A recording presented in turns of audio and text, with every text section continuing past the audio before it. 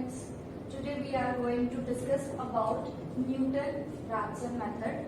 In previous lectures we are discuss about bisection method and regular pulsing method. Newton-Raphson method को NR method भी कहा जाता है. Newton-Raphson method. तो अब देखते हैं कि उसके वर्किंग रूल क्या है.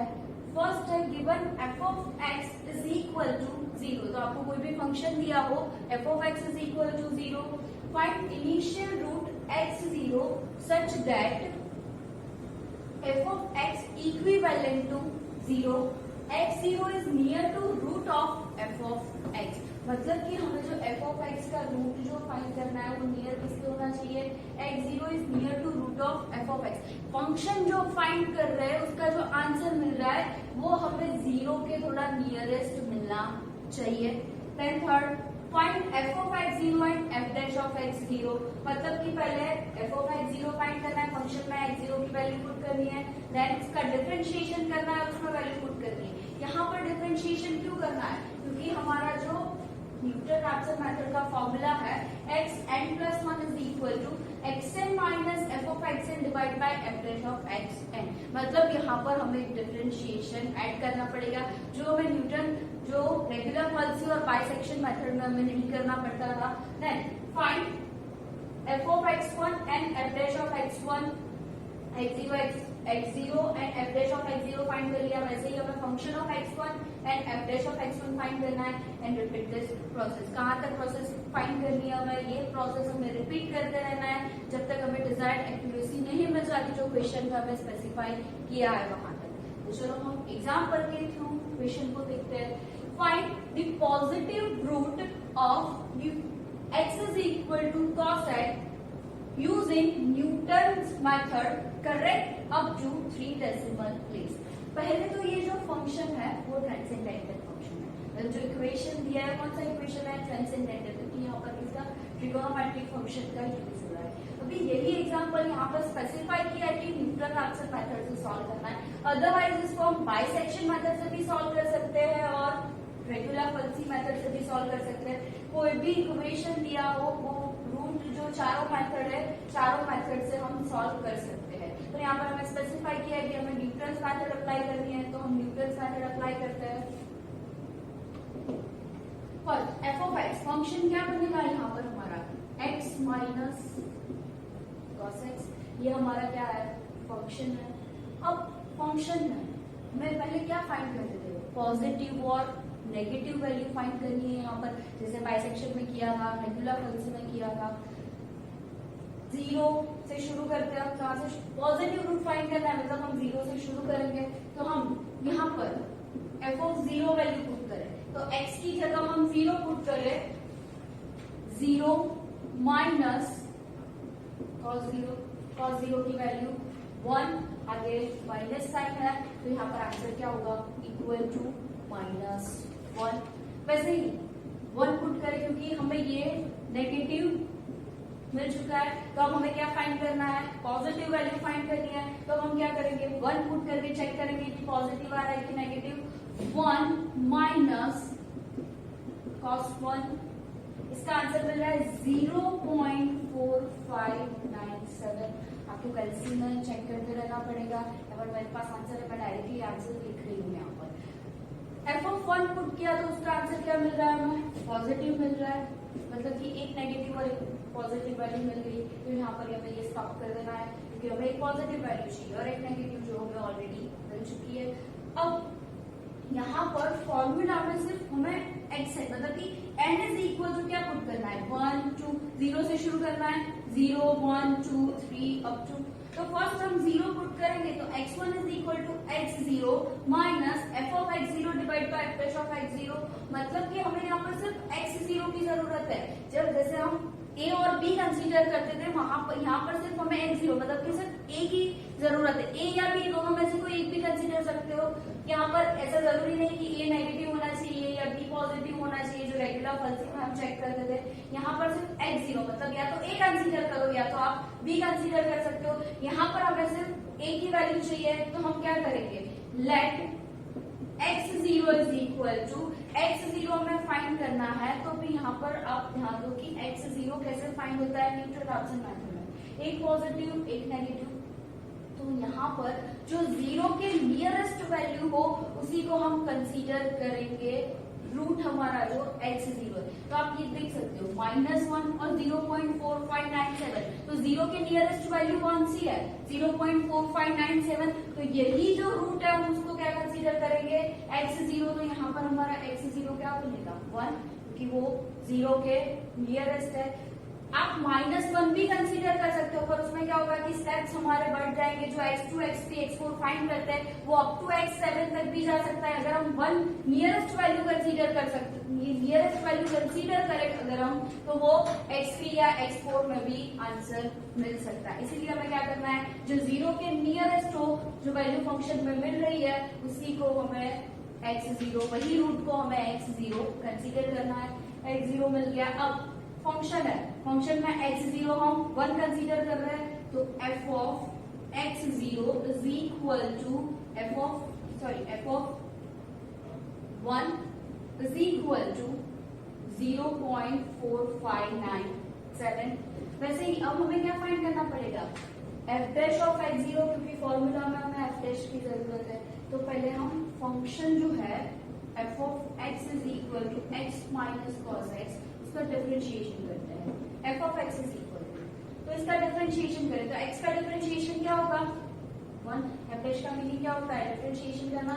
x का डिफरेंशिएशन 1, cos x का differentiation minus sine x, already minus sine है तो minus minus plus sine x, तो हमारा f dash of x क्या मिला 1 प्लस साइन x।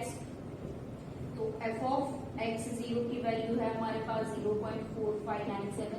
वैसे ही हम क्या फाइंड करेंगे f dash of x0, तो f dash of x0 मतलब ये फंक्शन में x की वैल्यू क्या पुट करनी है x0 मतलब कि 1 कंसीडर करना है, तो 1 प्लस साइन 1, उसका आंसर हमें मिल रहा है 1.8। अब हम चेक करेंगे कि ये 4 डेसिमल तक ही हमें कंसीडर करना है। अगर 5 डिजिट हमें यहाँ पर आ रहा है तो हम क्या करेंगे, वो नंबर चेक करेंगे 5 डिजिट का, वो 5 या 5 से अगर ज्यादा है तो आगे वाला नंबर हम क्या करेंगे इंक्रीज कर देंगे। अगर 5 से वो नंबर कम है तो ये नंबर एज इट इज रहने देंगे, मतलब हमें 4 डेसिमल तक ही 4 डिजिट तक ही कंसीडर करना है हर एक एग्जाम्पल में।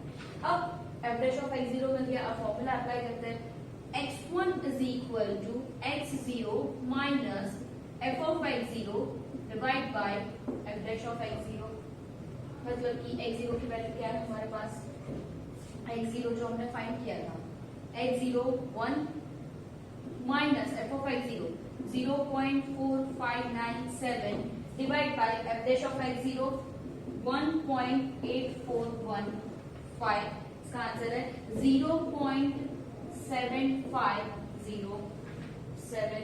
अभी तो मैं अब टू 3 डेसिमल फाइंड करना है, 3 डेसिमल तक। अभी तो ये फर्स्ट वैल्यू मिली है, मतलब हमें आगे फाइंड करना पड़ेगा। तो उसके लिए हमें क्या पहले फाइंड करना पड़ेगा f of x1 and f dash of x1, मतलब कि x0 जो हमारा फंक्शन है वहां पर x की वैल्यू हमें कंसीडर करनी है 0.7507, तो इसका आंसर आएगा f of 0.7507 is equal to 0.019। वैसे ही f dash of x मतलब डिफरेंशिएशन हमारा वही रहेगा, क्योंकि फंक्शन हमारा सेम है तो डिफरेंशिएशन भी हमारा हर एक स्टेप के लिए सेम ही रहेगा। तो यहाँ पर x की वैल्यू हम क्या कंसीडर करनी है 0.7507, f dash of 0.7507 is equal to 1.6819। अब यहाँ पर हम हर एक स्टेप में जो पॉजिटिव नेगेटिव फाइंड करते थे वो तो करने की जरूरत नहीं है, क्योंकि डायरेक्ट फॉर्मूला है यहाँ पर कि x2 is equal to x1 minus f of x1 divide by f dash of x1, मतलब कि x1 जो हमने लेटेस्ट फाइंड किया, फंक्शन में x1 की वैल्यू पुट करी और डिफरेंशिएशन में x1 की वैल्यू पुट की, तो वही वैल्यू में पुट करनी है x1 0.7507 minus f of x1 0.019 divide by f dash of x1 1.6819, इसका आंसर मिल रहा है 0.7391। 1, ये किसका आंसर मिल रहा है x2 का। तो अब हम x1 और x2 को कंपेयर करते हैं। x1 का आंसर है 0.7507 और x2 है 0391, मतलब कि 3 डेसिमल में से फर्स्ट डेसिमल ही हमारा सेम आ रहा है। तो हमें आगे वैल्यू फाइंड करनी पड़ेगी, क्योंकि जब तक 3 डेसिमल 3 डिजिट तक हमें आंसर सेम नहीं मिल जाता तब तक प्रोसेस जो है वो हमें रिपीट करते रहना पड़ेगा। अब हम फाइंड करेंगे f of x2, मतलब कि फंक्शन में वैल्यू पुट करेंगे 0.7391। अगर हम फंक्शन में वैल्यू पुट करते हैं तो इसका आंसर मिल रहा है 0.4 टाइम्स 02।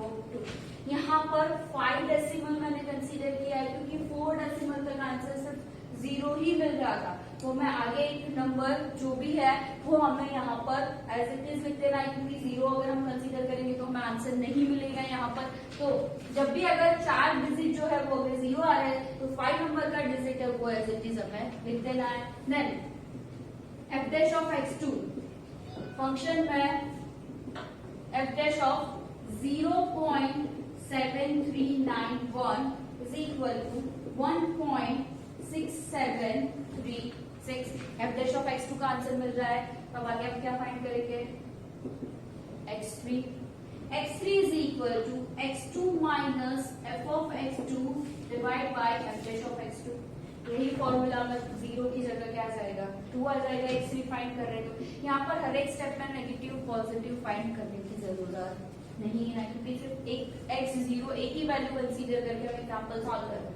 तो x2 का आंसर क्या होगा 0.7391 minus f of x2 0.4 times 02 divide by f dash of x2 1.6736। इसका आंसर आ रहा है 0.7391, मतलब कि 0.739 0.739 up to same 3 decimal same answer मिल रहा है हमें। तो यहाँ पर हमारी प्रोसीजर स्टॉप हो जाएगी, क्योंकि 3 डेसिमल तक हमें फाइंड करने के लिए बोला था, जो हमें मिल रहा है 0.739। Since x2 and x3 are same up to 3 decimal place, the root is 0.739। ये हमारा न्यूटन राफसन मेथड का आंसर मिल रहा है। ट्रांसेंडेंटल इक्वेशन ये फंक्शन जो था उसके लिए हमें रूट मिल रहा है 0.739।